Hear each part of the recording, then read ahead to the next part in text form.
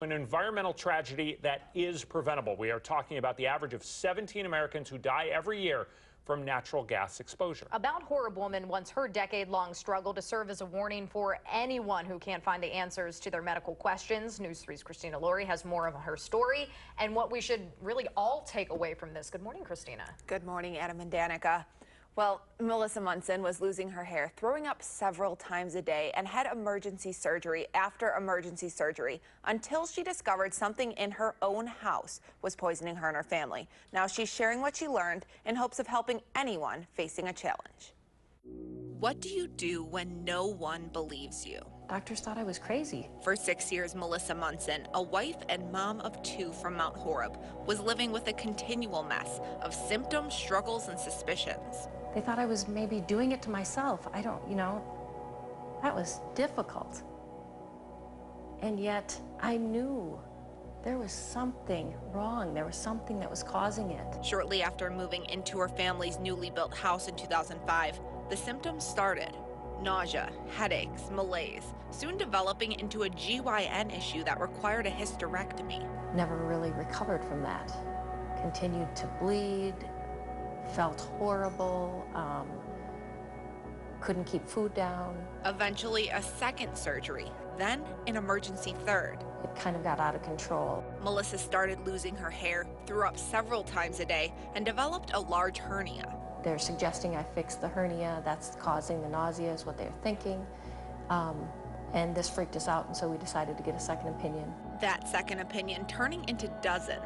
Still no answers. Not even doctors from 20 trips to the Mayo Clinic could ease her pain. I thought I was just going to be a sick person. I was going to be the best sick person that I could be. Then the tipping point. Melissa's husband, Steve's colon, ruptured out of the blue. Had that not happened, I don't know that we would have figured out what was going on in our house. Doctors suspected their house could be the problem. Enter Dr. Joseph Teff. She was originally a chiropractic patient, and then she was describing all this different, unusual stuff to me. So then I told her, I said, I've got to get into your house to see what the problem is. Teff pinpointed the problem to the couple's master bedroom, where Melissa spent years bedridden. I got to the gas meter, then it got really bad. Natural gas had been pouring into the Munsons' home for 6 years. 7 or 8 different chemicals in the gas line. One of those was bleeding up through the studs. I was waiting for somebody to call me and say, hey, you liar. The family called the gas company and had the leak fixed. Almost immediately, the symptoms vanished. We loved our home, and yet we felt like we needed to change just to heal. So the family made a change, moving to a new home. But when the symptoms started again, the Munsons realized they had the same problem. 3 additional gas leaks. We're not unlucky. We're very lucky, blessed people. We survived this, but this happens more often than you would think.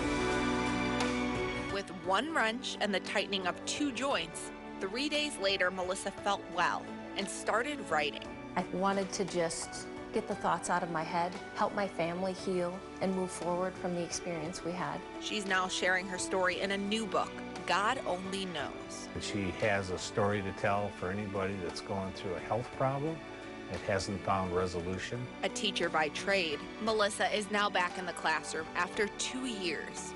She is the poster child for perseverance. It's how you handle it and how you maneuver through that allows you to either sink or swim. Relieved to finally be believed.